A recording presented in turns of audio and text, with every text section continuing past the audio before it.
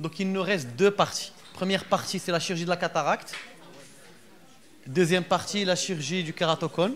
Comme j'ai dit tout à l'heure, donc chirurgie de cataracte, on est tous ici des chirurgiens de cataracte. Tabarakallah, je vois des jeunes qui opèrent hyper bien.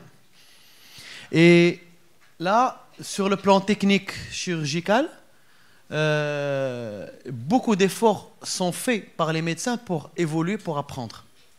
Et vous voulez offrir à vos patients la plus belle chirurgie, la plus rapide, la moins œdématogène, celle qui va donner une réhabilitation plus rapide. Mais on met une prothèse dans l'œil. On met une prothèse, une lentille intraoculaire. Et cette lentille, sa puissance, sa technologie, eh ben, elle va conditionner tout l'avenir visuel de ce patient. Qui maintenant, on voit qu'on opère des cataractes de plus en plus jeunes, des patients de 50 et quelques, de 60, qui sont instruits, qui lisent, qui conduisent, qui sont c'est nous dans quelques années. Et voilà, donc il faut, imaginez-vous, de l'autre côté, vous êtes ce patient, votre papa, votre maman, votre frère, qui est ce patient qui va se faire opérer de cataracte, on va lui mettre quelque chose dans l'œil. Ce patient qui peut-être... vous croyez que c'est cher de mettre des implants chers, de mettre un bilan cher, alors que parfois des patients perdent de l'argent dans des choses beaucoup moins importantes et beaucoup plus futiles. Donc ne mettez pas la chirurgie de la cataracte comme une chirurgie banale. Ne mettez pas la cataracte comme une chirurgie futile, comme c'est juste une cataracte. Maintenant, on a un problème avec les patients qui nous disent « Ouais, docteur, عملية سهلة, قالوا لي غير جلالة. » Moi, je leur dis, et vous allez compter, vous allez voir combien j'ai opéré de cataracte. Donc, la cataracte, c'est une chirurgie hyper stressante. Même ceux qui ont opéré des milliers, ils sortent du bloc opératoire avec des sueurs. On est stressé, on est angoissé. Et même si on fait un nombre énorme, vous rentrez avec un chirurgien que vous voyez qui fait en 5 minutes, mais c'est 5 minutes de précision, et il est arrivé à ces 5 minutes après une très longue courbe, après beaucoup de complications et tout ça.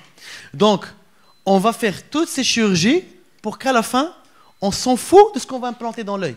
Et c'est avec ce qu'on a implanté dans l'œil que le malade va voir. Donc, je vous invite à perfectionner votre technique chirurgicale et aussi à perfectionner votre choix d'implant pour vos malades parce que c'est extrêmement important. Donc, vous êtes tous chirurgiens réfractifs parce que vous faites tous de la cataracte. Donc, comme j'ai dit, il y a la technique chirurgicale et il y a le choix de la lentille. Notre sujet d'aujourd'hui, ça sera... comme a été déjà discuté par Dr Ammar Berbiche, qui s'intéresse beaucoup à la chirurgie de la cataracte. C'est pour ça qu'il nous fait un DU sur ça. C'est parce qu'il y a beaucoup d'expérience dans ce type de chirurgie. Et on va rentrer dans le détail du choix de l'implant. J'ai dit tout à l'heure, j'étais avec des médecins, on était en train de voir la biométrie, les calculs d'implant. Je leur ai dit, moi, un calcul de cataracte, en moyenne, il me prend 10 minutes à 15 minutes pour décider d'un implant d'un patient. Ça me prend plus que le temps de l'opération. C'est comme l'architecture, l'architecte et celui qui va construire la maison. On donne beaucoup plus d'importance à celui qui va construire. Le chirurgien qui insiste. Mais celui qui a fait les plans de béton, tout ce qui est ingénierie qui est derrière la construction, malheureusement, on l'a fait en 30 secondes au bloc opératoire, on nous sort un ticket de biométrie. C'est quel implant 21, ok, 21, ok, ça passe. C'est pas comme ça. C'est pas comme ça qu'on doit choisir un implant. Un implant, ça doit être choisi à l'avance et discuter avec le patient. Alors, quand on fait une chirurgie de... Ah voilà, non conservative l'insurgie. Alors, pour faire une chirurgie de cataracte, on a besoin de quoi? On a besoin d'un implant. On a besoin de quoi comme données pour calculer l'implant? On a besoin des données cornéennes. On a besoin des données pupillaires. On a besoin de la longueur axiale. Ceci va nous permettre de choisir la lentille, choisir sa puissance et sa technologie. Donc, devant tout patient de cataracte, on a besoin d'avoir ces données cornéenne, c'est ce qu'on a vu tout à l'heure, la barométrie cornéenne. On a besoin de ces données pupillaires parce qu'on sait très bien que les aberrations optiques, ça se joue en fonction d'une taille de pupille. Et on a besoin de la longueur axiale. La longueur axiale.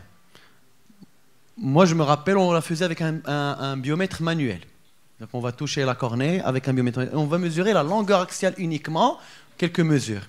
Mais on sait très bien quand on le fait avec une technique contact, qu'on utilise maintenant encore quand on a des cataractes hyper dures, quand on ne passe pas avec un biomètre optique. Mais le problème, c'est qu'il y a des erreurs parce qu'on ne sait pas si on est centré sur la macula. Et on appuie sur l'œil et parfois on réduit la longueur axiale de façon artificielle. Donc on est passé de cette technologie-là, échographie A, échographie B, à la technologie qui sont tous les biomètres non contacts. Ça, ce n'est qu'un exemple, il y en a d'autres. Il y a le OA2000, il y a le Largos maintenant. Donc ça, c'est des biomètres optiques et on doit les connaître. Un biomètre optique, c'est une machine qui va me permettre de me donner certaines de ces informations. Pardon. J'ai besoin de toutes ces informations. Qu'est-ce que va me donner le biomètre? On verra. Donc, il me donne, j'appelle ça des propositions d'implants.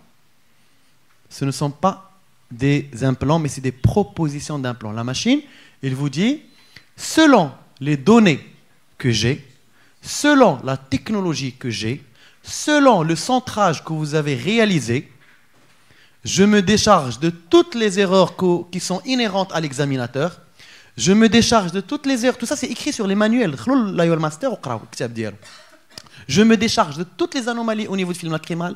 Je suis constructeur. Toutes les anomalies cornéennes périphériques, je me décharge. Et je te donne ces propositions. Toi, médecin, tu as à choisir le bon implant pour ton patient. Donc, ce n'est que des propositions d'implants. Et on a besoin de la donnée cornéenne. Quand on faisait les biométries en contact, on utilisait le fameux Javal. Le fameux Javal, qui est un kératomètre manuel. Puis, on est passé au kératomètre, qui est inclus dans le kératoréfractomètre, qui va mesurer la kératométrie de la face antérieure dans les 3,2 mm centraux. Ensuite, on est passé au topographe Placido, un topographe Placido qui étudie la topographie de la face antérieure de la cornée, mais sur une zone beaucoup plus large, que tu peux coupler avec la longueur axiale et vous donner un implant, et arriver à la fin aux dernières technologies qui sont une topographie cornéenne large, totale, et étudier la face antérieure et la face postérieure. Donc nous avons la longueur axiale, nous avons les données cornéennes. Voilà. Donc là, alors j'étudie les aberrations cornéennes sur la taille de pupille que je veux et ça me donne toutes les aberrations. Ce que je suis en train de voir tout à l'heure avec les médecins sur le topographe, le tomographe. On prend un patient de cataracte et on étudie les aberrations de la cornée sur la taille pupillaire qu'on veut. Et nous avons un élément extrêmement important, qui est la taille de la pupille. Qui c'est qui étudie la taille de la pupille avant la chirurgie de la cataracte? Personne. C'est comme si vous achetez une maison et vous n'avez aucune idée sur la taille des fenêtres. Aucune idée sur la taille des fenêtres. Avant de construire une maison, l'architecte, la première des choses qu'il vous dit, donnez-moi le lever de soleil, le coucher de soleil, l'orientation de la maison, avant qu'il fasse le plan de la maison. C'est très important, la luminosité d'une maison. Eh bien, figurez-vous que vous êtes dans l'organe de la vision, l'organe de la lumière, et vous n'avez aucune idée sur la fenêtre. C'est complètement aberrant et complètement illogique. Pourquoi? Parce que dans notre tête, on a besoin uniquement de la longueur axiale et de la kératométrie centrale pour pouvoir mesurer la puissance d'un implant en supposant que tous les malades sont en myosis. C'est quand vous faites le calcul normal, vous supposez que votre malade, la pupille ne dépasse jamais 3 mm. Sinon, au-delà de 3 mm, vous êtes dans l'inconnu. Même 3 mm jusqu'à la périphérie de la cornée, vous n'avez aucune idée sur ce qui se passe. Votre pupille s'ouvre, il y a de la lumière qui rentre par des zones inconnues par vos machines que vous utilisez, le patient, il ressent des aberrations et que vous n'avez pas anticipé. Donc, la taille de la pupille, j'ai fait exprès de vous montrer ça et je veux que ce soit quelque chose de fixe dans votre tête. Toute chirurgie qui va modifier la puissance oculaire, que ce soit une chirurgie LASIK, PKR, SMILE, CLEAR, implant FAC et chirurgie de cataracte, on est obligé de connaître la taille de la pupille. Et la taille de la pupille est très importante parce qu'elle va conditionner tout ce qui va venir plus tard. Maintenant, si j'ai un IOL Master, je suis très content, j'achète une machine, 600 à 700 000 dirhams. J'ai acheté la dernière technologie, je l'ai mis dans mon cabinet, tous les malades, je fais IOL Master, je calcule des implants, je leur donne. Est-ce que c'est suffisant? Qu'est-ce que contient l'IOL Master? À titre d'exemple, il va mesurer la longueur axiale. La longueur axiale étudiée par l'IOL Master, elle est parfaite. Pourquoi? Parce qu'il vous donne par OCT la coupe de la macula. Et vous êtes sûr de votre centrage. Tous les problèmes qu'on avait avec les biomètres contact, on les a dépassés avec ça. Maintenant, même un myophore, quand vous allez avoir quelle est l'image l'image de la macula au fond, si vous vérifiez le centrage, vous avez l'image de la macula, c'est que vous êtes sur la macula. C'est que la longueur que vous étudiez, elle est bonne. La taille de la pupille. Cette machine, elle vous donne la taille de la pupille. Mais elle vous donne la taille de la pupille dans les conditions d'examen. C'est-à-dire, ça dépend où est-ce que vous mettez votre IOL Master. Est-ce que la salle elle est illuminée? Est-ce que la salle elle est sombre? Donc, les conditions dans lesquelles elle va prendre une seule capture de taille pupillaire que vous lui donnez. Mais il ne fait pas une pupillographie. C'est-à-dire, il ne va pas reproduire la taille de la pupille dans différentes situations de la journée. Et surtout, la situation qui pose problème, c'est la situation nocturne, les gens qui conduisent le soir. Est-ce que dans votre IOL Master, vous mesurez la puissance cornéenne totale ou antérieure? Vous étudiez la puissance cornéenne antérieure des 2,5 mm centraux. Est-ce qu'elle existe totale? Oui, c'est une option que vous devez payer à part. Donc si vous vérifiez dans vos IOL Master, qu'est-ce que vous avez acheté? C'est comme une voiture. Voiture où il y a très peu d'options, voiture où il y a toute option. Donc si vous avez l'option de la puissance cornéenne totale, c'est que vous avez au moins, au niveau des 2,5 centraux, vous avez mesuré la puissance cornéenne totale. Or, si vous ne l'avez pas, vous avez uniquement la puissance cornéenne antérieure sur 2,5. Est-ce que vous avez une topographie de la cornée dans l'IOL Master basique? Non, ça existe, c'est optionnel. Vous pouvez la payer encore plus. Donc, quand vous achetez votre IOL Master, le constructeur, je viens de l'appeler hier, je lui ai posé la question, il m'a dit je ne les propose pas. Parce que quand je les propose, les médecins me disent ce n'est pas important, parce que c'est cher. Donc, le constructeur doit vous informer que vous voulez acheter un IOL Master, il vous faut telle option à vous de choisir.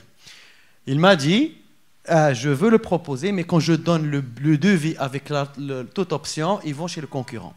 Donc, puisque nous, on n'achète pas toute option, il faut savoir le compléter. Si vous prenez le toute option, vous avez tout vert, longueur axiale, bon, taille de la pupille, c'est bon. Vous avez la kératométrie totale et vous avez la topographie cornéenne, vous êtes assez complet. Si vous n'avez pas ces deux éléments-là, eh bien, vous avez des éléments qui manquent sur les 3 éléments que je vous ai montrés tout à l'heure. Maintenant, ça c'est le MS39. C'est ce que j'étais en train de montrer aux collaborateurs, aux confrères. Moi, j'ai le IOL Master où je n'ai pas de topographie parce que je ne veux pas le topographe de IOL Master. Je préfère mon tomographe qui est large avec OCT, avec une technologie plus avancée que ce que je pourrais avoir dans un IOL Master parce qu'il ne propose qu'une topographie à 5,4 mm. Alors que nous, on va du limbe jusqu'au limbe. Maintenant, je veux faire un calcul d'implant. J'ai déjà le ticket, de l'IOL Master, mais au niveau du MS39, qui est un topographe, qui est un tomographe, il y a le module biométrie, voilà, choix de l'implant, et je n'ai qu'à introduire la longueur axiale du malade que j'ai. Donc, l'élément que je ramène de l'IOL Master, c'est la longueur axiale que je mets ici, et après, j'ai toutes les données. J'ai la donnée de la cornée complète avec tomographie OCT et Placido, plus une longueur axiale parfaite. Et cette machine contient un pupillographe, c'est-à-dire il va mesurer la taille de la pupille en photopique, en mésopique, en scotopique et même faire une pupillographie dynamique.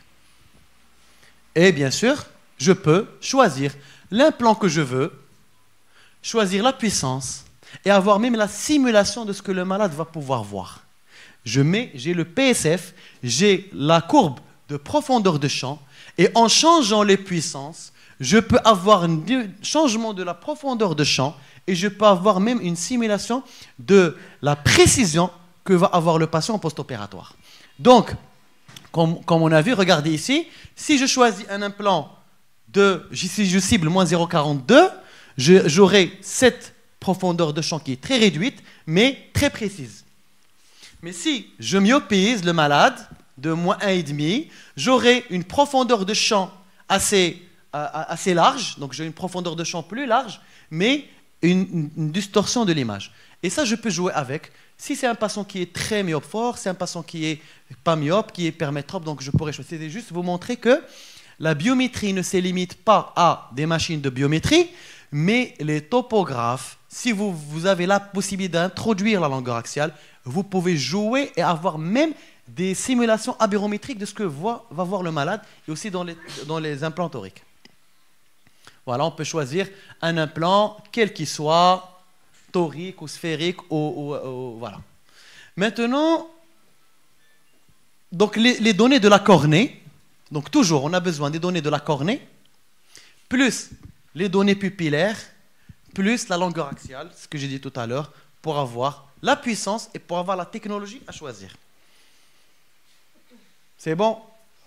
Donc ça a changé quelque chose dans votre tête? C'est que la taille de la pupille est importante et les informations sur la cornée. Comment on va changer une lentille dans l'œil qui constitue le tiers du pouvoir dioptrique alors que je n'ai aucune idée sur la puissance de la cornée totale des 2 tiers restants qui vont rester à vie dans cette cornée. Est-ce que vous jugez que le prix d'une topographie cornéenne, le prix qu'on va facturer au malade, est justifié ou pas? Dans une chirurgie qui va faire une fois dans chaque œil à vie et qui va changer toute sa vie, toute sa vue, et le patient vous dit donc ne réduisons pas la chirurgie de la cataracte à une chirurgie banale où on va faire le minimum de bilan. La chirurgie de cataracte est une chirurgie réfractive où on va faire le maximum de bilan. On va prendre des exemples. Patiente de 55 ans qui a une cataracte, donc des 2 côtés, acuité visuelle sans correction, elle est à 2/10. Et on essaie de la corriger, elle ne monte pas. Elle a une cataracte. D'accord? Systématiquement, topographie, œil droit, topographie œil gauche. Les aberrations au niveau de l'œil droit, ça c'est les aberrations cornéennes globales, totales. Qu'est-ce qu'on a au niveau de ces aberrations? Le RMSI, il est normal ou pas? Excusez-moi, il est normal, il est presque nul, il n'y a pas d'aberration. L'astigmatisme, il est à 0,50, qui est physiologique. Très peu d'astigmatisme. Il n'y a pas de coma, il n'y a pas d'aberration sphérique, il n'y a rien. Donc, on a un système optique cornéen qui est parfaitement régulier. L'autre côté aussi, la même chose. Cette patiente, elle me demande, docteur, moi j'ai 55 ans. Je suis instruite, je veux lire sans lunettes, je veux voir sans lunettes. D'accord? Je vais lui dire, je vais chercher un moyen de vous améliorer votre vision, et de loin et de près. Sur une aberrométrie comme ça, est-ce qu'un implant monofocal lui rendrait service? Donc le monofocal, il va avoir une très bonne vision. La vision la plus parfaite qu'a un patient, la plus parfaite, la plus sharp, c'est le monofocal. Mais aucune profondeur de champ, aucune division, aucune vision de prise. Et que si je focalise sur un point, c'est sur un point. Pas devant et pas derrière. C'est sur ce point-là qu'il va voir particulièrement bien. Et avec des lunettes, il va pouvoir compléter. Maintenant, cette patiente veut une indépendance partielle des lunettes. Est-ce que je peux lui proposer des implants trifocaux? Oui, je peux proposer des trifocaux, oui. En lui expliquant un peu les pour et les Exactement. C'est-à-dire que... Excellent. Donc, on peut proposer des trifocaux. Est-ce qu'on peut proposer des EDOF? Est-ce qu'on peut proposer des monofocaux plus? Oui. Tout en expliquant. Et est-ce qu'on peut proposer des monofocaux? En dernier, à la fin de la liste. Maintenant, on va voir sa pupille, qu'est-ce qu'elle va faire. Si j'ai une pupille trop serrée, toute petite, à 2 mm qui ne s'agrandit pas, un monofocal suffit. Parce que dans le traitement de la presbytie, on a les traitements accommodatifs et les traitements non accommodatifs. Dans la chirurgie de la presbytie, accommodatifs, non accommodatifs. Les traitements accommodatifs, c'était les implants accommodatifs qui n'ont jamais vu le jour, qui n'ont jamais percé. Il y a tous les traitements non accommodatifs. Les traitements non accommodatifs, le presbyasique, les implants trifocaux, les implants EDOF, etc. Et vous vous rappelez de la technique camera inlay? Le petit trou sténopéique qu'on met dans la cornée, le petit trou. Pourquoi? Plus on a une diminution de la taille de la pupille, on a un effet de myopisation. Donc les patients qui ont une petite pupille, moins de les myosies très serrées, ils ont déjà avec un monofocal, ils vont avoir une profondeur de champ, ils vont avoir une vision de près. Et ne vous amusez absolument pas à leur mettre des implants trifocaux ou des implants EDOF, parce que toute la technologie, elle joue sur le jeu pupillaire. Deuxièmement, si vous avez une pupille très large, qui dépasse 6 mm, très large, un patient qui a myosie, sur laquelle il a une pupille d'Adi, et vous voulez faire de la technologie trifocale, etc. Impossible, parce que la pupille elle est très large, et on n'a pas de jeu pupillaire. D'une part, pour les trifocaux, il sera très abérogène. Et pour les implants EDOF, eh ben, l'effet EDOF va être très faible. C'est-à-dire que sur une pupille très large, les high spherical aberrations que le patient a au centre de l'implant, on va voir tout à l'heure, il ne va pas les ressentir. Il va voir très bien de loin, mais le près, il ne va absolument rien voir. Donc les pupilles extrêmes, attention, n'utilisez pas. Donc la pupillographie, elle fait partie. Et vous pouvez dire à un patient comme ça, tiens, vous avez de la chance, vous avez une toute petite pupille avec un implant pas cher, vous pouvez avoir une vision de près. Vous n'êtes pas obligé de passer par le raisonnement. Non. D'abord, bilantez vos malades. Et avec des bilans simples, vous pouvez trouver chez certains patients des aberrations qui vont les aider à avoir le prêt. Il y a des exemples d'autres.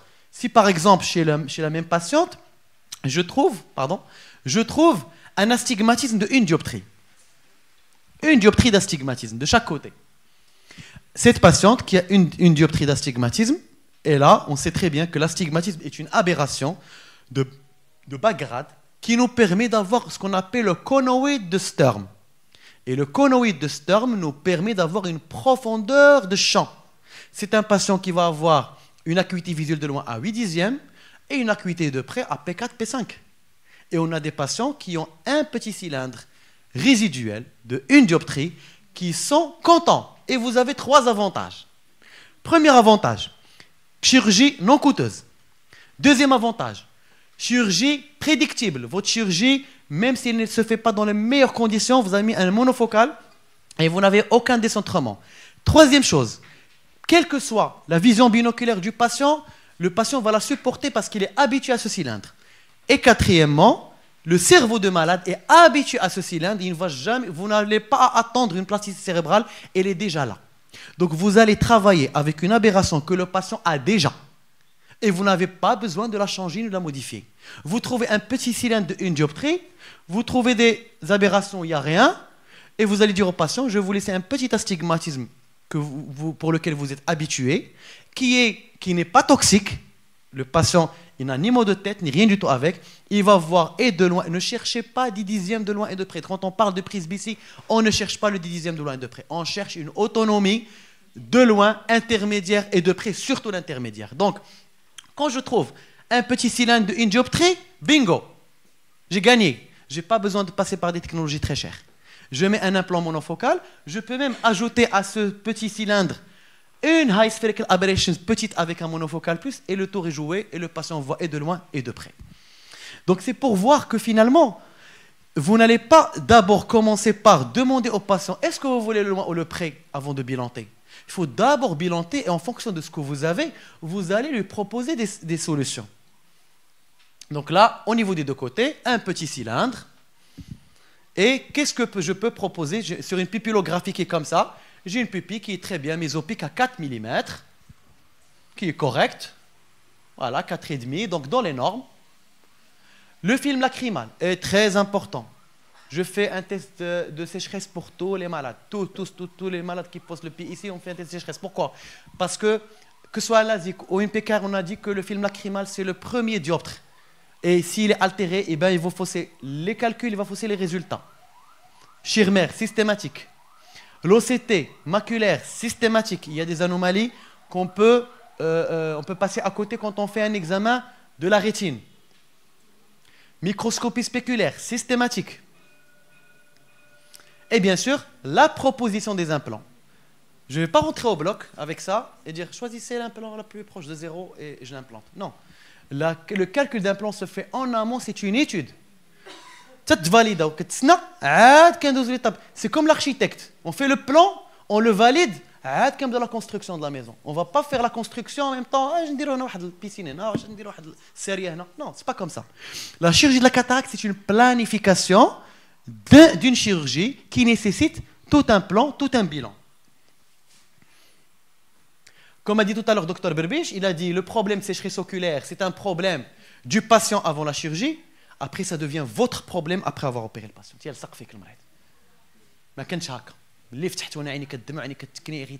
Etc. Donc, le bilan, la sécheresse oculaire, il faut au moins un test de Schirmer, examen du film lacrymal, examen de la rivière lacrymale, examen. Si vous pouvez vous permettre un break-up time, un lacridiaque, ça serait mieux. Voilà. Maintenant, ça c'est ma fiche cataracte. Pour tous les patients, je fais cette fiche cataracte.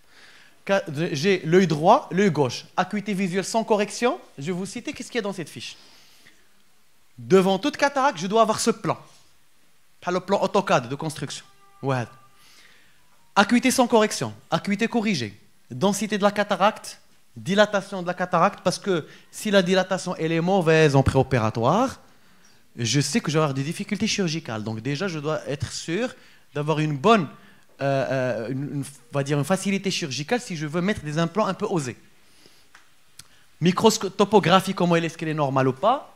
Microscopie spéculaire systématique. Je viens de voir cette semaine, un cas cette semaine, la semaine dernière, opéré ailleurs. Œdème de cornée dégueulasse, l'implant central, etc. On fait la spéculaire de l'autre côté, on trouve une guttata affreuse. Donc la spéculaire n'a pas été faite. Et la fille de la patiente me dit « Pourquoi on ne m'a pas fait ça avant? On me l'aurait demandé, je l'aurais payé, je l'aurais fait. » Autre chose, l'œil dominant. Toujours l'étude de la dominance, sauf quand c'est impossible, quand la cataracte est obturante. Pourquoi? L'étude de la dominance va me permettre de choisir l'œil dominant pour le loin et l'œil non dominant pour la vision intermédiaire et le près. Bien sûr, sur la topographie, on va étudier l'astigmatisme topographique. Et je vais mettre l'angle alpha. Je n'ai pas mis l'angle kappa. Sur la fiche de cataracte, automatiquement, on va me sortir l'angle alpha. Après, je vais étudier les aberrations de la cornée. Les aberrations de la cornée, sur le MS39, je vais étudier le RMS total sur 4 mm, parce que c'est ma taille de pupille mésopique. Spherical aberration, dont a parlé tout à l'heure Dr Berbiche, sur 4 mm. Le coma sur 4 mm. Donc, je prends les high order aberrations essentielles, les plus importantes, je les note sur mon dossier. Ensuite, on va prendre la longueur axiale du biomètre non contact. Et bien sûr, après, je passe à la formule biométrique, je la choisirai plus tard, pupille photopique, pupille mésopique. Et après, je vais déterminer quelle technologie je peux proposer à ce patient. Premier choix, on a choisi un trifocal, parce que j'ai l'angle alpha qui est correct, j'ai la taille de la pupille qui est correcte, je n'ai pas de sécheresse oculaire, j'ai une macula normale, j'ai une spéculaire normale. Tout est normal.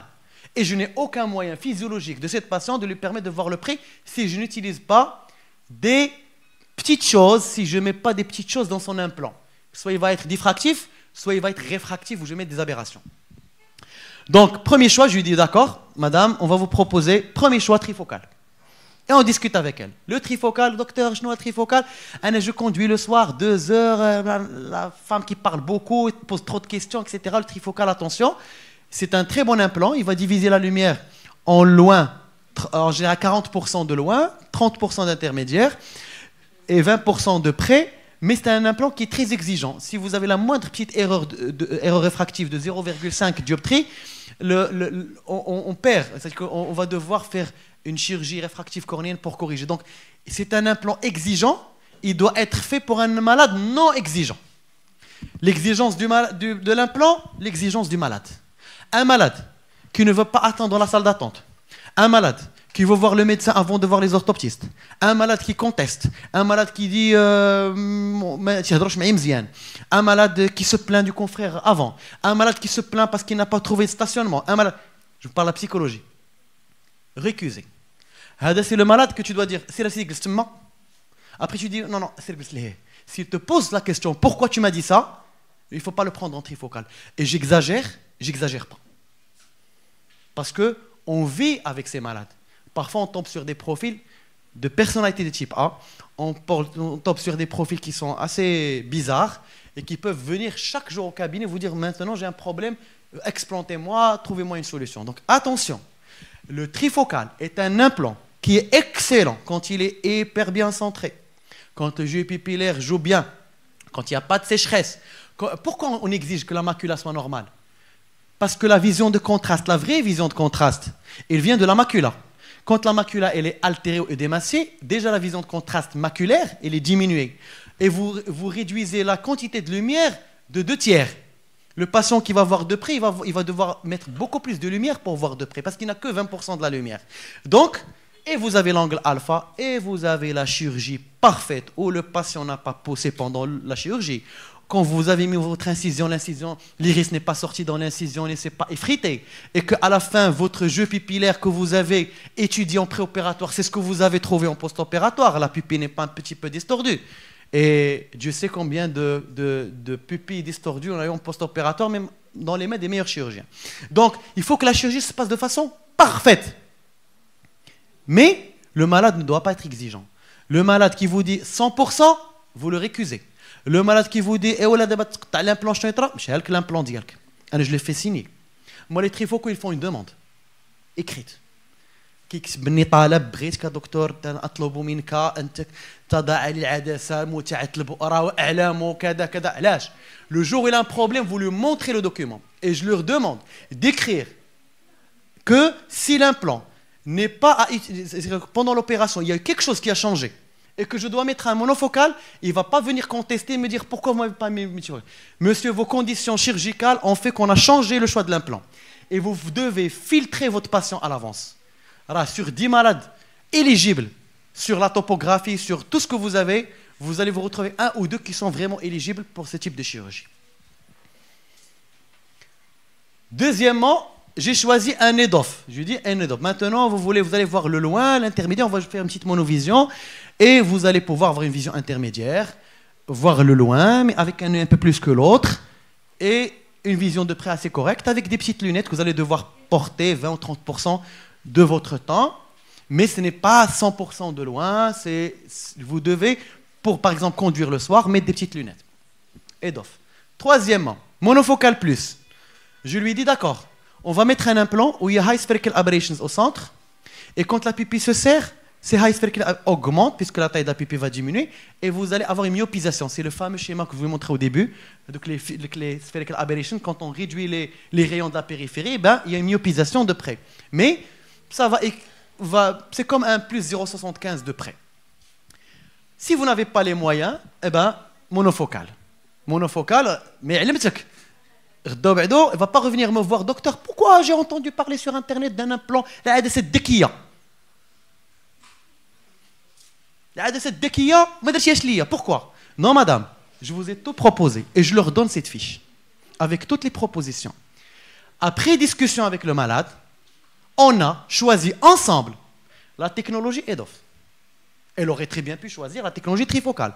Comme on peut avoir, comme la majorité de nos cas, كتجي عندي لاسيستونت دكتور مونوفوكال شنو درنا له هادشي كامل لا دكتور قال لك ما عندوش فلوس حقه c'est son droit.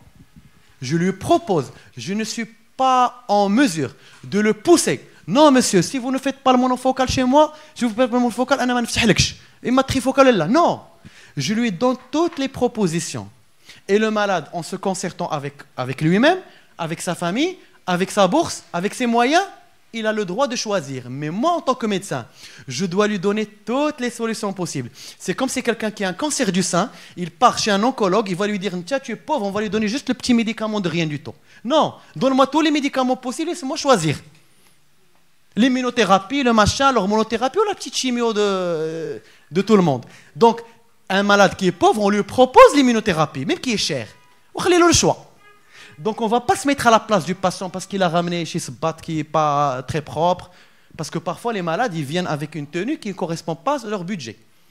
Et donc, je propose, je reste médecin, je m'en fous qu'est-ce qu'il porte, comment il parle. Je lui propose médicalement qu'est-ce qu'il y a aujourd'hui en 2025 comme type d'implant après avoir un bilan exhaustif.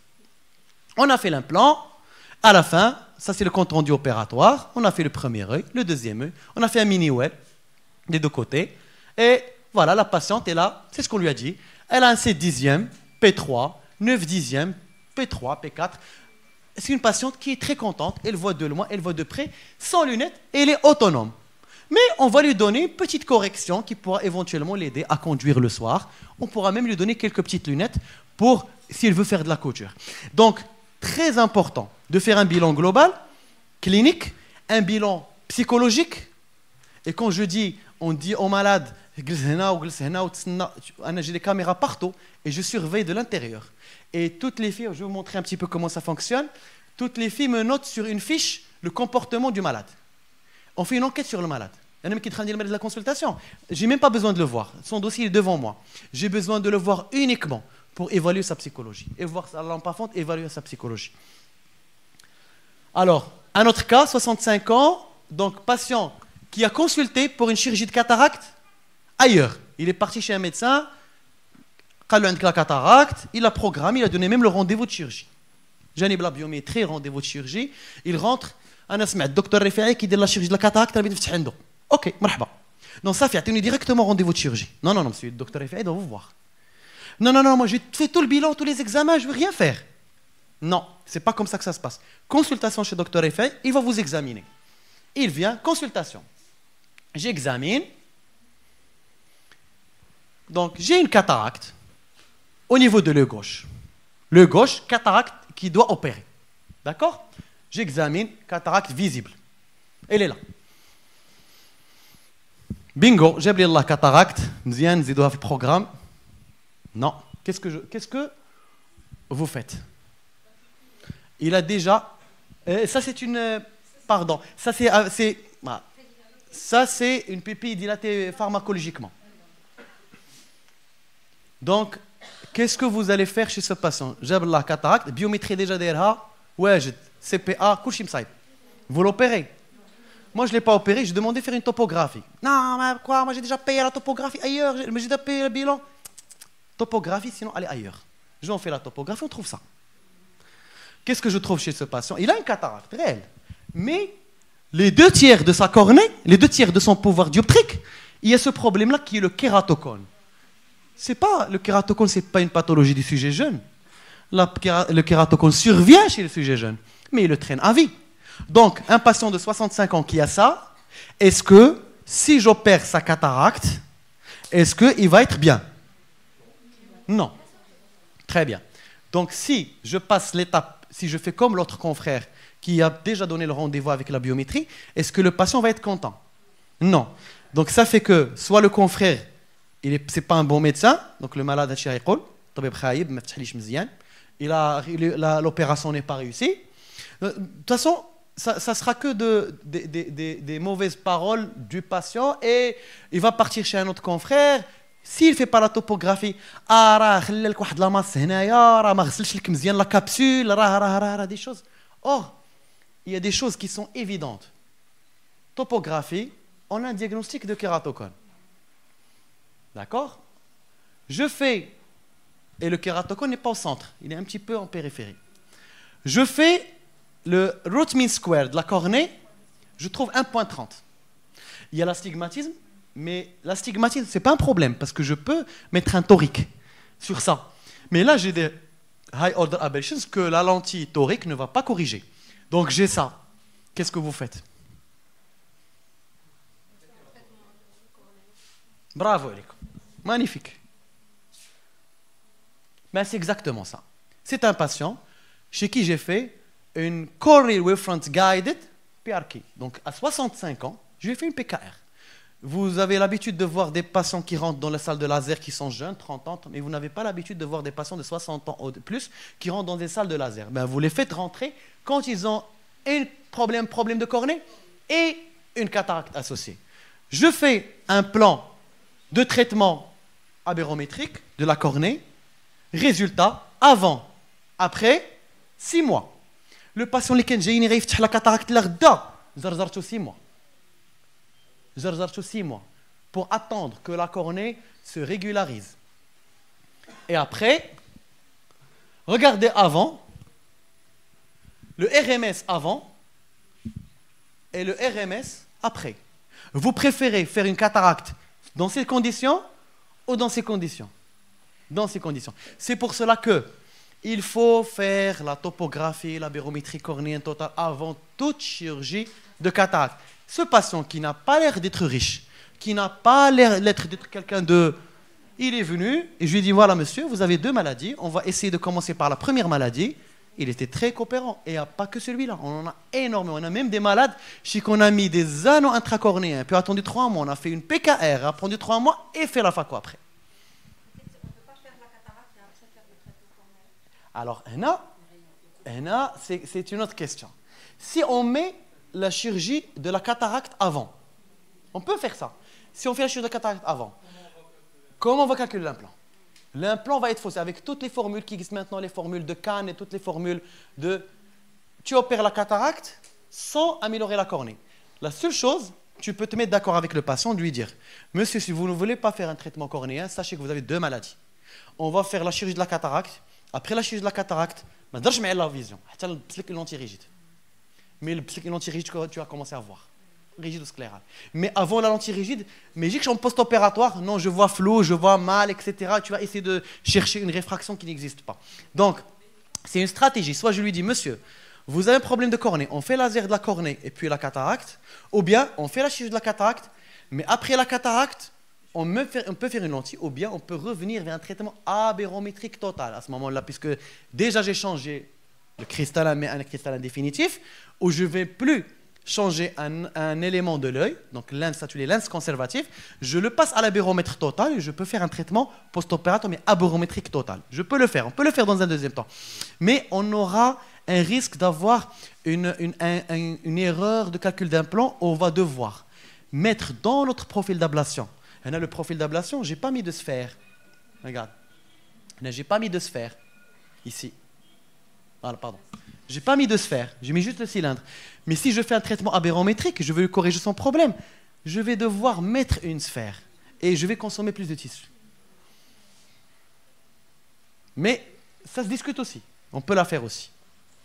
Maintenant, dans l'évaluation post-opératoire, un patient qui vient vous voir, qui a été opéré ailleurs, et vous voulez voir si il se plaint de symptômes, j'étais mal opéré, les conditions opératoires n'étaient pas bonnes, on ne m'a pas donné le petit-déj, après l'assistante qui était avec le chirurgien a dit tac, elle a dit je sentis à ce moment-là qu'il y a quelque chose qui n'a mal passé. Couchez à l'histoire, couchez à dès que le son, dès que tac, j'ai compris qu'il y a quelque chose dans mon nez qui allait. Or, non, c'est juste des problèmes d'aberrométrie. Donc, on va essayer. J'ai mis try. On va essayer de comprendre. Parce que l'aberromètre, il va nous donner les aberrations de l'œil. Il ne va pas donner la vision binoculaire. Il ne va pas nous donner le cerveau du malade. Donc, j'analyse l'aberrométrie on a analysé le cerveau du malade. Donc, post-opérative follow-up, ça permet d'évaluer les high order aberrations en post-opératoire.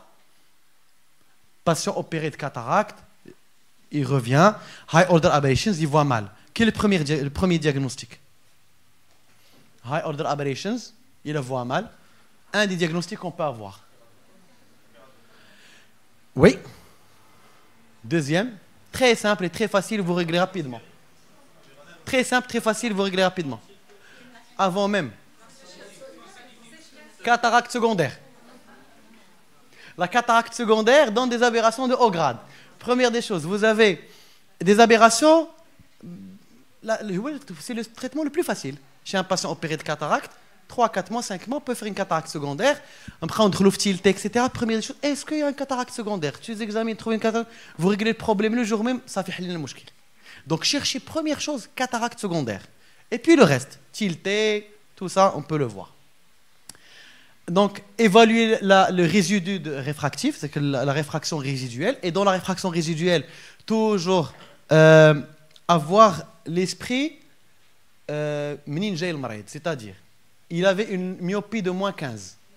Si vous trouvez après l'opération moins 1,50, il faut applaudir. Moi, j'ai eu un cas, j'ai donné moins 1,50, il est parti ailleurs, on l'a réchauffé, il est venu, il voulait me poursuivre. Donc, attention, parce que le médecin lui a dit et il lui a fait une autre biométrie, il lui a dit va دور على l'implant اللي خصني ندير انا حطيت له 4 هو كان قال له خصك تحط 2 والامبلون شعل والمريض شعل وجا عندي voulait se disputer كان كيجي كل نهار d'une autre ville et le médecin qui a créé le problème, le malade il était content. Il était content, mais c'est juste qu'on lui a inculqué dans la tête qu'on s'est trompé. Ou le malade accepte une complication, il n'accepte pas de تقوليبه. قول لي كومبليكاسيون وقعت كومبليكاسيون الله ولكن تقول له تقولبتي ما تيعجبوش الحال تقول له فلان غلط لك il va aller le poursuivre il va aller le سميتو.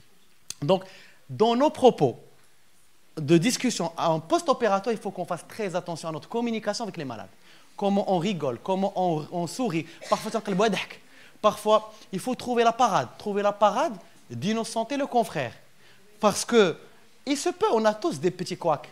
Mais il y a des petits couacs qui passent. J'ai eu une fois une patiente qui était hypermétrope et qui était myope de moins 20, opérée ailleurs par un très bon chirurgien. Elle a eu en post-opératoire hypermétropie de plus 2. Ça, c'est pour parler des réfractives. Elle était d'une ville, elle est partie dans une autre ville. Le premier l'a réchauffé, le deuxième l'a chauffé, on voulait le poursuivre. Elle vient me voir pour le deuxième œil. Ah, docteur, moi, c'est raté, etc. D'accord, myope fort. Maintenant, plus 2. Les myopes forts, quand ils deviennent un peu hypermétropes, c'est la catastrophe. Mais il y a une manière de communication. Je lui ai dit, d'accord, tu avais combien de myopie avant? Il m'a dit, moins 20. Maintenant, tu as combien d'hypermétropie? J'ai plus 2. D'accord. 2 sur 20, c'est combien? Il me dit, il y a 2 sur 20. C'est-à-dire que le médecin, il a réussi 18 sur 20. Le problème, il était 20, il est devenu 2. Mais imaginez qu'avec cette manière, il me dit, docteur, je suis soulagé. Moi, je suis bien. Mais on m'a réchauffé. 3 médecins m'ont chauffé.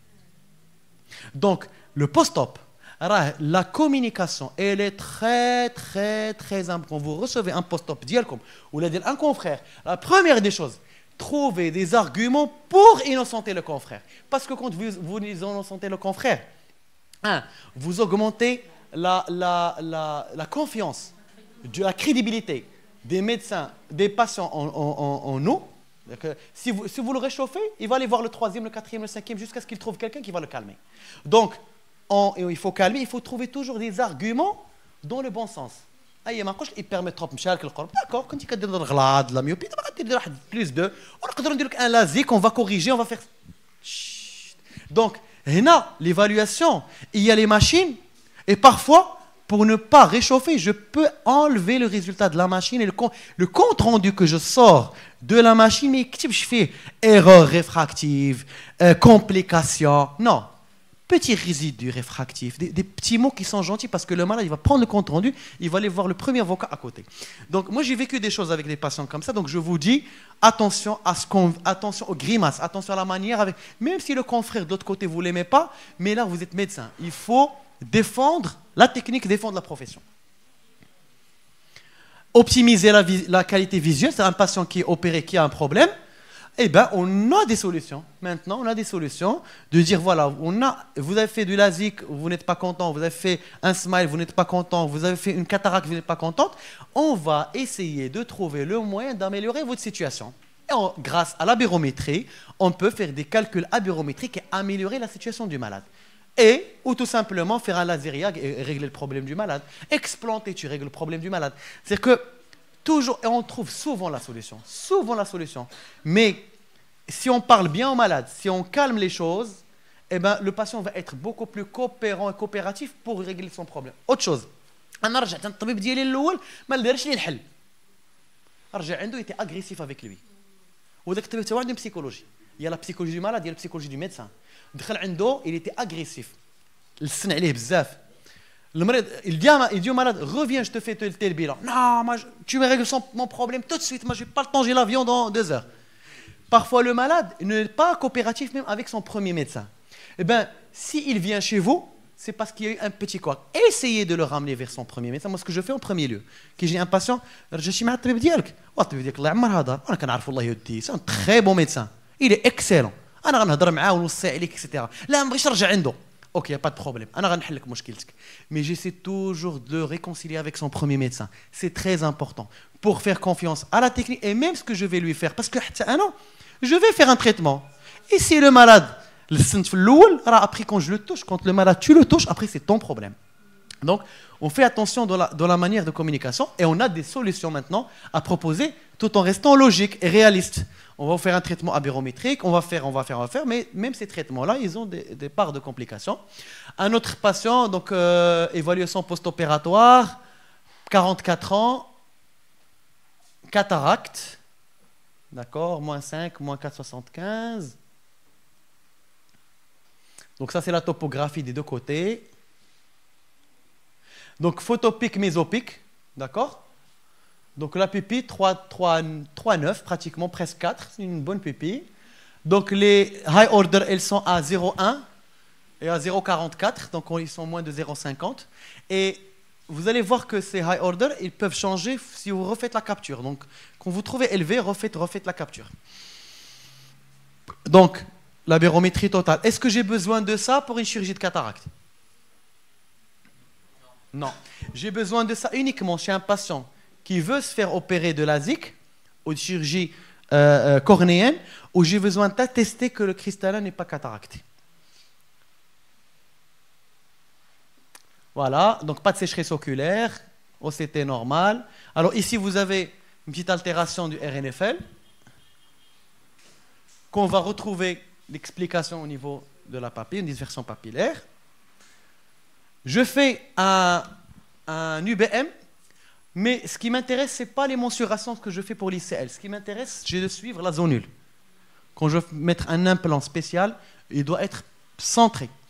Comme un hama, donc le hama entre 2 arbres. Et il faut vraiment que vous soyez sûr, si vous mettez dedans quelque chose, il n'y a pas une désinsertion quelque part où l'implant va basculer. Ma biométrie, donc ici, ce qui est bien, c'est que ça nous donne la fixation sur la macula. Donc je suis bien centré sur la macula. Mais c'est une proposition d'implant. Le bilan orthoptique préopératoire, on le fait parce qu'on a dit la condition de l'œil, la condition binoculaire, on fait toujours un bilan orthoptique préopératoire, et une fiche psychologique. Tous les malades qui rentrent dans ce cabinet, ils ont une fiche psychologique comme ça. Et parfois, pour les titiller, je mets un mot ici qui va les déranger pour qu'ils la voient et qu'ils partent. Je les provoque. Une fois, j'ai fait avec une dentiste, j'ai mis trop exigeante. Et là, lui, il a fait une crise d'hystérie, il est parti net. Pourquoi? Je préfère les faire décompenser en préopératoire qu'ils décompensent sûrement en post-opératoire. Donc, il y a une fiche psychologique chez tous les malades. Le motif de chirurgie, cataracte, kératocone, strabisme, on peut avoir même d'autres. Les attentes du malade, la compréhension, l'anxiété. Et cette fiche, elle circule dans le dossier du malade où tout le personnel, il est habilité à mettre une petite mention. Ils mettent une petite mention, parfois on a des numéros, mais des petits numéros. Par exemple, on met code anxieux numéro 1, dépressif numéro 2. Et à chaque fois que le malade rentre avec quelques petits indices, ma consultation avec lui, ce n'est pas l'examen de l'œil. Parce que l'examen, j'ai toutes les explorations qui me permettent de voir la rétine, la cornée, etc. Je passe à la lampe à fente, après je commence à le provoquer. D'accord, prenez un traitement. De quel traitement? Est-ce que vous dormez bien? Je dors très mal. Ah, prenez un antidépresseur, d'accord. Est-ce que vous êtes stable? Ah, d'accord, vous avez un antidépresseur. Vous êtes déprimé, madame. Ok, moi je vous opère. Et si vous avez une complication, vous allez déprimer encore plus? Non, moi j'ai fait cette opération pour améliorer ma situation psychologique. Non, madame. Allez-y régler votre problème dépressif et revenez avec moi avec une lettre du psychiatre. Et je demande une lettre de psychiatre. Donc, Attention, les profils psychologiques, c'est très, très, très important. Parce que c'est ce qui vous fait confronter avec les malades. Quand vous avez à justifier un résultat devant un malade, vous avez un profil gentil qui vous dit, docteur, et un autre qui dit, non, monsieur, pourquoi vous m'avez fait ça? Pourquoi? Qu'est-ce qui s'est passé au bloc? Écrivez-moi, je veux un rapport. Donnez-moi la facture de l'implant que vous m'avez acheté, je veux la facture, maintenant, tout de suite. Parce que je veux le montrer à mon assurance et à mon avocat et à mon père et qui connaît je ne sais pas qui. Donc, attention. Je donne la fiche psychologique, je lui donne la plus grande importance. La plus grande importance. Toujours. Est-ce qu'il a un soutien social? Est-ce que le malade, c'est lui qui va payer l'opération, quelqu'un qui va lui payer? Est-ce que l'accompagnement qui pose un problème? Est-ce qu'il y a un fils? Tout à l'heure, on parlait d'un patient, 26 ans, vient pour un LASIK. Sa maman, il veut LASIK, il veut une récupération rapide. Ben, je les ai virés tous les deux. Je suis adulte, j'ai maman à 26 ans, je suis le post-op, donc allez-y tous les deux, parce que ce n'est pas un orgueil de ma part, ce n'est pas mon fakhoula, non, je suis en train de filtrer mon post-op en pré-op. Et si on fait tout ça, ben les malades vont se retrouver, il y a des malades, et bon, malheureusement, heureusement pour certains patients, malheureusement pour certains confrères qui viennent de s'installer, qui ont un petit nombre de malades, en général, ils acceptent ce type de patients, ils acceptent ces deals-là, et ils ont des problèmes. Donc, essayez, même si vous avez une petite activité, de mettre des règles dès le premier jour, mettre les lignes rouges, il ne faut pas les dépasser, et après, vous allez éduquer vos patients à respecter les recommandations que vous leur donnez. Donc, après, à la fin, on met apte à la chirurgie, oui ou non. Ou bien, je mets soit oui, s'il est vert, s'il est bon. Non, un patient qui je ne veux pas opérer. Ou bien, j'exige délai de réflexion. J'exige demande légalisée. J'exige, je mets des exigences pour lui bloquer un petit peu, la pente et la faire. Est-ce qu'il est vraiment demandeur de cette chirurgie ou pas? On a parfois qui voulais des lettres de 3 pages écrites à la main ou une demande où le patient reconnaît qu'il est monophthale et qu'il veut se faire opérer. Alors, pour cette patiente, on revient à sa fiche. Donc, qu'est-ce qu'on choisit comme implant chez elle? À la fiche, donc, on a vu les aberrations ici. Tout est bon, tout est bon. Il y a un astigmatisme de 3 dioptries. 3 dioptries. Si on veut voir le loin et le près, qu'est-ce que je peux lui donner? Premier choix. Un trifocal torique. Trifocal torique. Deuxième choix. EDOF torique. Troisième choix. Non. Monofocal plus, non. Avant, il y a quelque chose avant. Si tu mets un monofocal plus, il n'y a pas de cylindre dans le monofocal plus. Je mets un torique avec une petite sous-correction. Je mets un torique avec une petite sous-correction. Je ne mets pas de monofocal plus. Ici, ça ne servira absolument à rien. Parce qu'il y a déjà une aberration très très élevée au niveau du cylindre. Le monofocal plus, ici, ne servira à rien du tout. Je mettrai directement monofocal. Hein? Mais qui niche? Donc, je n'ai pas vu. D'accord, on m'a dit qu'il n'y avait pas. D'accord, donc s'il y a un monofocal plus torique, c'est génial. Et bien sûr, un monofocal à la fin. Donc, si chez cette patiente, on a fait un artisymbiose qui est un... Peut-être que je devrais insister sur quelque chose dont tu n'es pas oui. D'accord. C'est que dans tous les cas, tous les implants, aussi bien EDOF, Technis que multifocal, il faut toujours considérer l'astigmatisme et le traiter. Au-delà de 0,9, 0,8, 0,75 peut-être même, ouais. Il faut les traiter. Ouais. Sinon, ça ne sert absolument à rien. Parce qu'il y a des médecins qui commandent des EDOF ou des implants trifocaux sans se rendre compte qu'il y a un cylindre. Et quand tu mets ça sur le cylindre qu'il y a déjà, ça ne sert absolument à rien. Ou bien si tu l'as, après, on peut le corriger. On peut faire à ce moment-là un LASIK ou une PKR sur le cylindre restant. Voilà. Donc là, on a fait j'ai mis un artisymbiose torique de chaque côté, qui est un implant en fait hybride entre trifocal et EDOF. Il contient 2 technologies. Après, bon, le résultat après, il est très bien. On a 8 dixièmes, 10 dixièmes, P3, patient voit bien de près, et avec une bonne profondeur de champ. Alors, j'ai terminé la cataracte. Les 2 sujets, on va parler high spherical aberrations au service de la presbytie. On va parler un peu de kératocone. Tout à l'heure, on a vu que la high spherical aberration, c'est une aberration sur toutes les aberrations qu'on a. Quelles sont les aberrations qui nous permettent d'avoir une profondeur de champ? Myopie. La myopie ne donne pas de profondeur de champ. La myopie ne donne pas de profondeur de champ. L'astigmatisme et toutes les aberrations de haut degré. Toutes les aberrations de qui vont donner la focale n'est plus un point, mais elle est allongée, elle donne une profondeur de champ. Et sur les différentes aberrations de haut degré qui donnent une profondeur de champ, celle qui est la moins délétère pour la vision, c'est la High Spherical Aberration. C'est pour ça qu'ils ont choisi la High Spherical Aberration pour traiter la presbytie.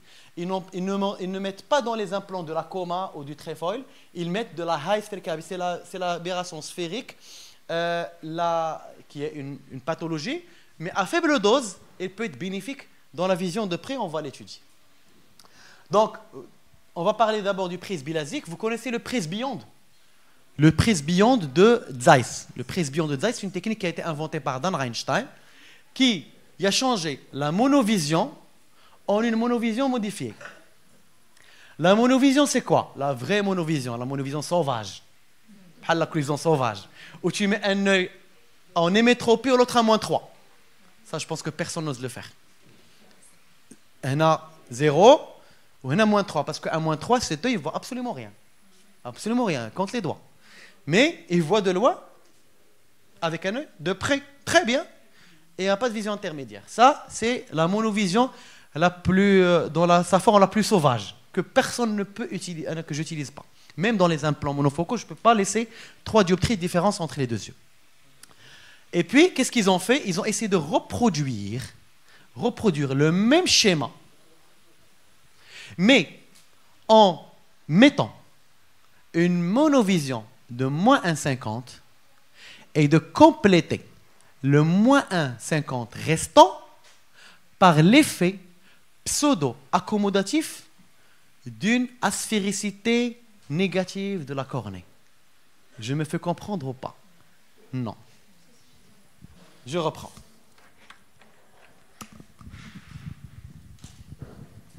Donc, dominant eye.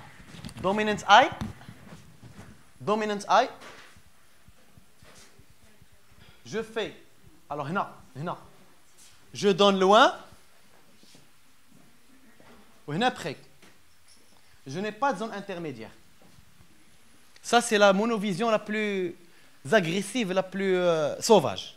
Maintenant, je veux pallier à ça. Qu'est-ce que je vais faire? Je vais prendre ici le loin, ici le près. Au lieu de cibler -3, je vais cibler -1,50. Et les -1,50 restantes, je vais les avoir autrement. En mettant une High Spherical Aberration ici, qui va simuler 1,5 dioptries restantes.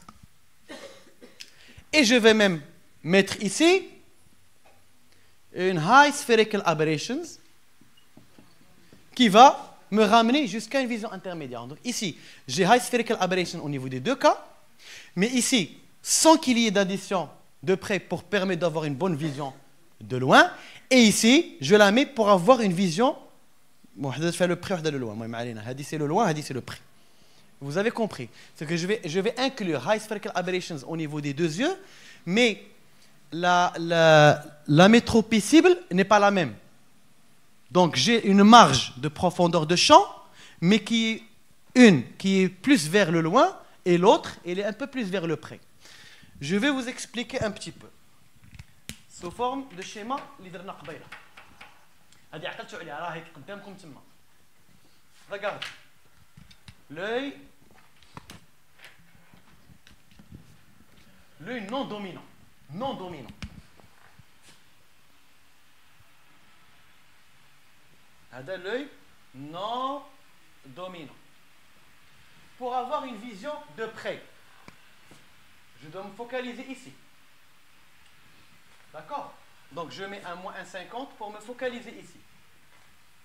Et ici, c'est très précis. Et là, j'ai un effet d'off.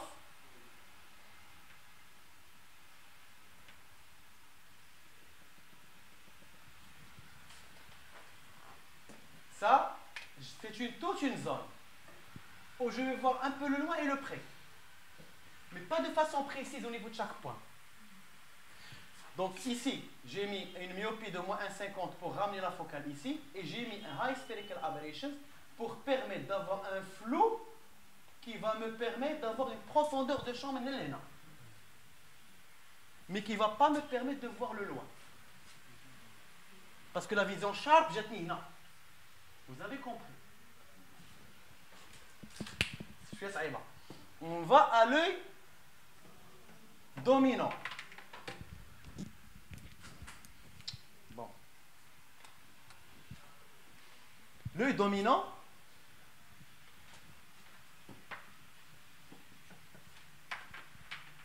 l'image précise, j'ai mis sur la rétine. Et je vais créer une profondeur de champ derrière. Plus تنقرب le près, تنقرب à la rétine. Mais de loin, ici, quand je suis ici, j'ai une bonne vision de loin. Elle n'est pas parfaite à 10 sur 10. Un petit peu flottée par la high spherical aberration négative que j'ai mis dans l'œil. Dans les deux yeux, je n'ai pas une vision de loin parfaite. Dès que j'inclus des high spherical aberrations dans un œil, je n'ai pas une vision parfaite. Ce n'est pas la vision du monofocal. Mais je peux mettre la profondeur de champ de part et d'autre de la rétine pour cibler le près et l'intermédiaire ou l'intermédiaire et le loin. Et en mettant les deux, le patient va voir et le loin correctement, l'intermédiaire très bien et le près correctement d'un seul œil. Mais, bien sûr, il y a certains malades qui ne vont pas accepter. Je ne vois rien avec celui-là. Et c'est ça la limite du presbyonde. La limite du presbyonde, c'est que c'est une technique, on appelle ça une technique Q-custom. Q-custom, c'est qu'on crée au niveau de la cornée une seule aspéricité. Une seule aspéricité, où le malade, quand il a une seule aspéricité, eh ben, quand la taille de la pupille diminue, la qualité visuelle, elle s'améliore de loin. Quand la pupille s'élargit, la qualité visuelle diminue de loin. Donc, la technique presbyonde, qui est un Q-custom, où il y a une seule aspéricité au niveau de la cornée. Une seule aspéricité. C'est un peu difficile. Ça donne une vision de près au niveau de l'œil dominée, une vision intermédiaire, mais la vision de loin, elle est très mauvaise de l'œil, on a traité de près, et elle est bonne au niveau de l'autre œil. Maintenant, on va voir une deuxième technique. Pardon. Deuxième technique, c'est le presbymax. Deux techniques différentes. La première, Q-custom. La deuxième, double asphérique. C'est deux choses différentes. Donc, ça, je ne vais pas rentrer dans le détail. Il y a différentes techniques, monovision, micro-monovision et hybride. Et on va vous expliquer juste le principe. Le principe du double asphérique, vous avez ici pas une seule courbure. Dans le presbyonde, vous avez une augmentation de la courbure de la cornée, une seule courbure, qui vous crée une aspéricité globale de la cornée. Ici, vous avez une double aspéricité. Vous avez une aspéricité négative entourée d'une aspéricité positive. Et là, quand vous avez ces deux types d'aspéricité, quand la pupille est large, la quantité d'aspéricité positive ici, elle est négativée. C'est comme si vous mettez un kilo de sel dans 1 litre d'eau, dans 5 litres d'eau. C'est la pupille mzaïra. Vous avez 1 kilo de sel dans 5 litres, c'est trop salé. Plus vous augmentez la taille de la pupille, vous rajoutez de l'eau. Vous passez à 50 litres. Vous passez à 500 litres. Après, vous goûtez l'eau, elle est plus salée. Plus la pupille s'élargit, la quantité de spherical aberration qui est au centre, il va être dilué dans le diamètre de la pupille et le patient va avoir une bonne vision de loin. Donc, quand vous avez un profil doublement asphérique, l'aspéricité négative plus positive, celle-là, elle va annuler celle-là.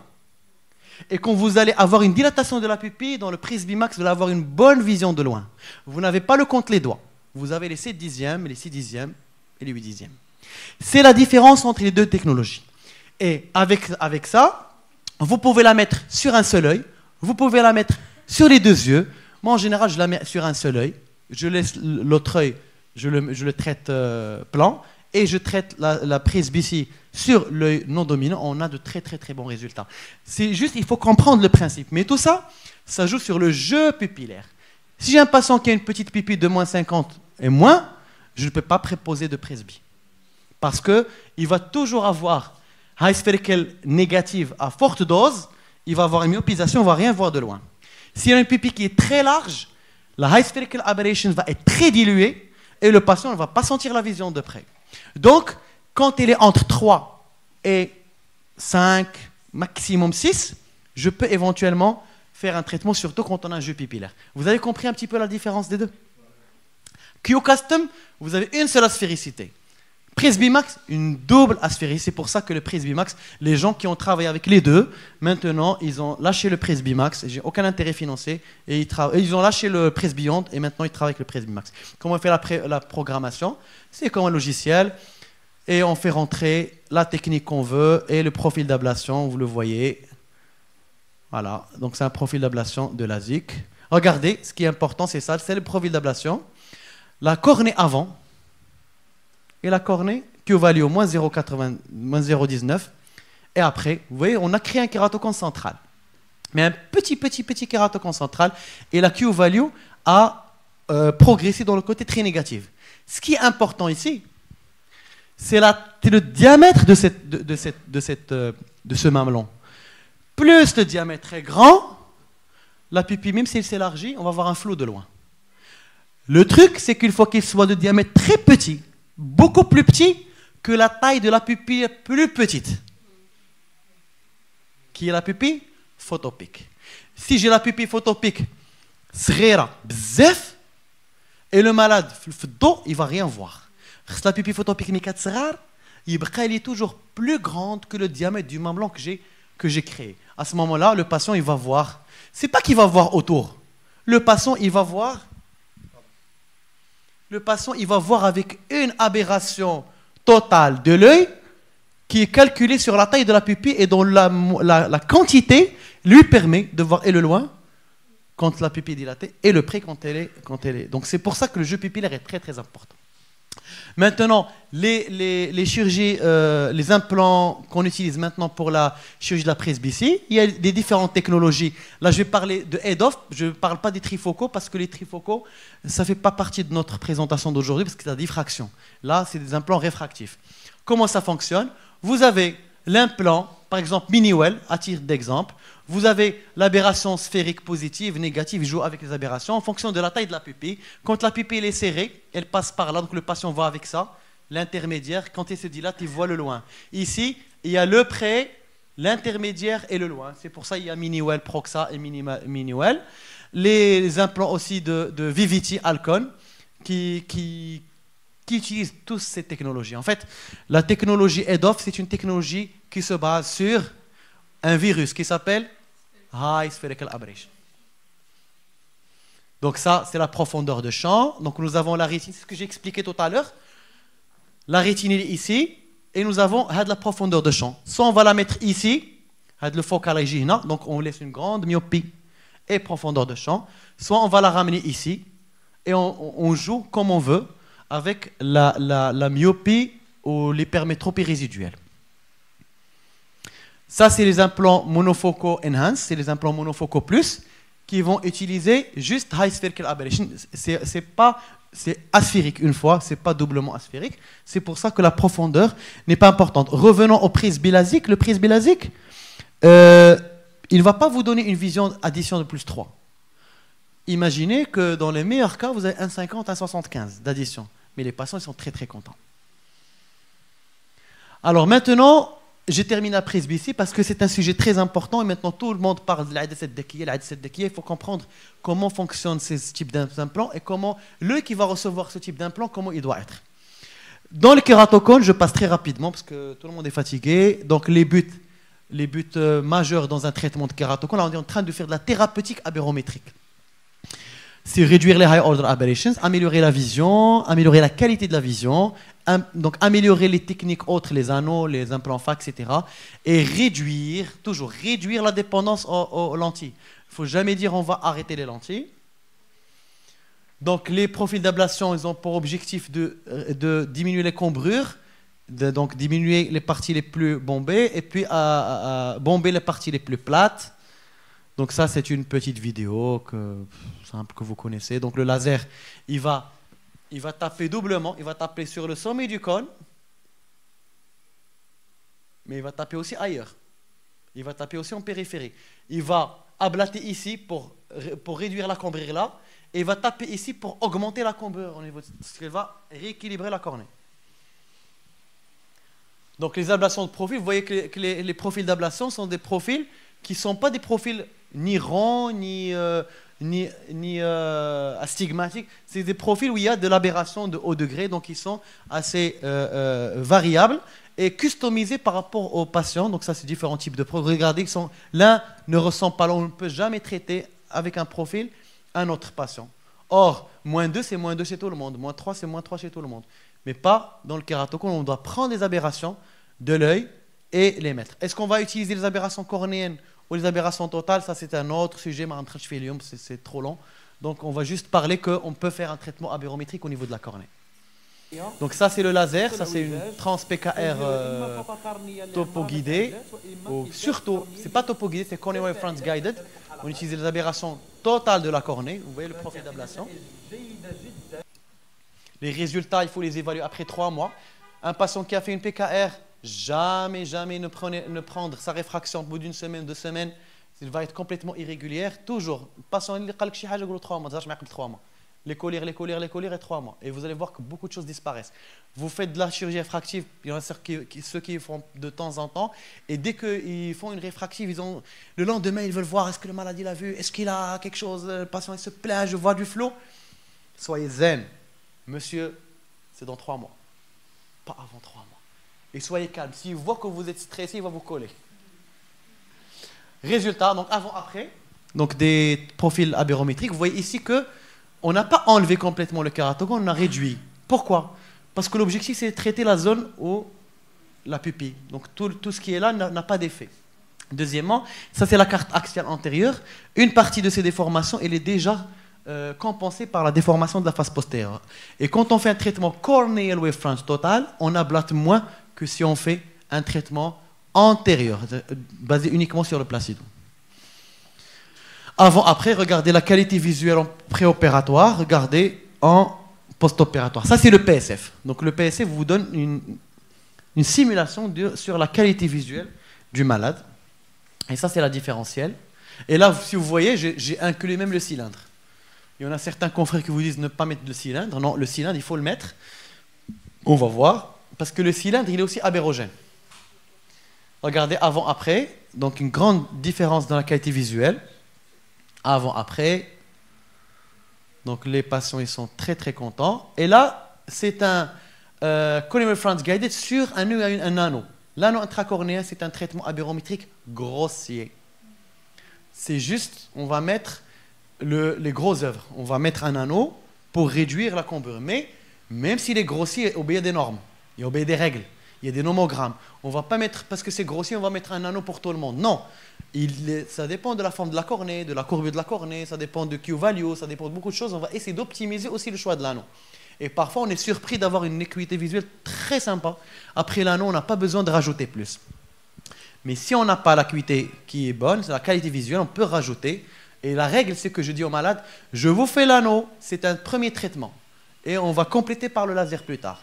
Mais il y a des normes à respecter. Quand je veux traiter avec le laser plus tard, il faut que mon anneau soit bien profond dans la cornée. Bien profond. Parce que si je le mets superficiel, je ne pourrais pas faire de laser dessus. Donc là, après anneau et PKR, voilà. Après anneau et PKR, donc l'acuité visuelle en poste finale, elle est à 8/10 avec une petite correction. Les malades, on ne leur dit pas, on va vous enlever les lunettes, mais on va améliorer votre vision avec des lunettes. Voilà, donc des cas cliniques, 27 ans, 2/10 sans correction, 6/10 avec lunettes. Et toujours, on fait un test de la lentille rigide ou sclérale pour voir si l'acuité potentielle, elle monte. Si l'acuité potentielle ne monte pas, je ne vais pas faire de traitement chirurgical parce que ça ne servira à rien. Donc voilà, topographie, voilà. Vous voyez le kératocone au niveau de cette œil gauche, la pupillographie. Alors, on fait la pupillographie pour voir la taille de la pupille, mais on est beaucoup moins exigeant sur le kératocone que sur la chirurgie réfractive. Pourquoi? Parce que le kératocone, c'est un patient qui voit très mal, même sur une pupille large, où je suis obligé de réduire la zone optique, je réduis la zone optique parce que je vais aller vers le moindre mal. Le kératocone, c'est thérapeutique. Je vais vers le mal au moindre mal. La chirurgie réfractive, je vais vers le bien au bien. C'est ça la différence. Un patient qui porte moins 2, je ne dois pas corriger les moins 2 et mettre une petite zone optique, il aura des halos le soir. Je suis très exigeant par rapport à la pupille. Pour le kératocone, il est très mal. Et je vais le rendre moins mal. Même si je lui laisse des aberrations parce que j'étais limité dans mon ablation et j'étais obligé de réduire la zone optique, c'est pas grave. J'essaie un petit peu de l'élargir, mais en fonction des conditions de consommation tissulaire, je joue, j'ai un équilibre que je vais chercher entre la quantité d'aberration que j'ai traitée et la taille de la pupille en rapport avec la profondeur d'ablation. Voilà, ça c'est l'astigmatisme, le truc, les aberrations préopératoires qu'on va traiter. Donc on a fait une trans-PKR, on inclut, j'ai tout inclus ici. Vous avez, ce qui est sympa dans cette machine, qui existe uniquement sur cette machine, c'est que vous traitez les aberrations totales et vous avez la capacité de sélectionner les aberrations. Voilà, je passe. Voilà. C'est ça ce qui est sympa. Donc, vous allez devant sur votre plateforme de laser, il y a certaines machines qui vous donnent la main. Soit vous traitez tout, soit vous traitez rien. C'est facile pour un chirurgien qui commence. Mais la consommation tissulaire est souvent très élevée. Or, ici, vous avez toutes les aberrations et vous avez en rouge les aberrations les plus graves, si vous voulez. Vous avez en orange, vous allez trouver en orange celles qui sont intermédiaires et en vert, celles qui ne sont pas importantes. Et vous pouvez même choisir la réfraction ici et vous cliquez sur la réfraction que vous mettez. Et en fonction de ces paramètres-là, en fonction de la consommation tissulaire et en fonction de pas mal de choses, vous allez choisir ces aberrations et vous allez trouver un profil d'ablation qui ne consomme pas beaucoup de tissu, un compromis. Consommation tissulaire minimum et améliorer la qualité visuelle. Voilà, profil d'ablation. Je passe rapidement sur ça, avant, après. Donc, ce même patient, regardez, 6 dixièmes avec ça, après 7 dixièmes avec ça. C'est-à-dire que même son acuité visuelle sans correction, elle a augmenté. Et même le patient, parfois, peut-être à 7 dixièmes. Il vous dit, je vois beaucoup mieux. Je suis au moins dérangé le soir. C'est ce qu'il a dit Dr Berbish tout à l'heure. La qualité visuelle, elle s'améliore. Donc ça, c'est une étude que j'avais fait, que j'avais présentée en Égypte récemment, sur 467 yeux opérés de topo guidé, de coronary front, et on a une amélioration de l'acuité visuelle, une amélioration. On a très peu de malades qui ne se sont pas améliorés. La majorité des malades sont très contents, sont améliorés. Et voilà, donc comme conclusion, c'est un outil diagnostique. L'aberrométrie est un outil diagnostique très important en ophtalmologie. Il est thérapeutique parce qu'il nous permet de faire du traitement du kératocone. Il nous permet de faire du traitement presbylastique, traiter la presbytie. Il nous permet de sélectionner les cas chez qui on va mettre un implant qui contient des aberrations ou qui contient de la diffraction. Il nous permet de faire un traitement customisé en post-opératoire, de régler les problèmes et surtout le management de la presbytie, dont maintenant le sujet c'est les implants premium. Voilà. Et améliorer les résultats visuels des opérations. Un patient qui est opéré d'un EDOF et qui n'est pas content, on peut le passer au laser excimer, wavefront guided, et on peut corriger. Un patient qui est opéré par exemple de lenticule, où le lenticule était décentré, on peut faire une PKR, abéro-guidée, et corriger les aberrations qu'il y a. Donc il y a pas de... c'est une roue de secours, c'est un outil qu'on va utiliser pour régler nos problèmes ou le problème de nos confrères. Et voilà, je vous remercie de votre attention.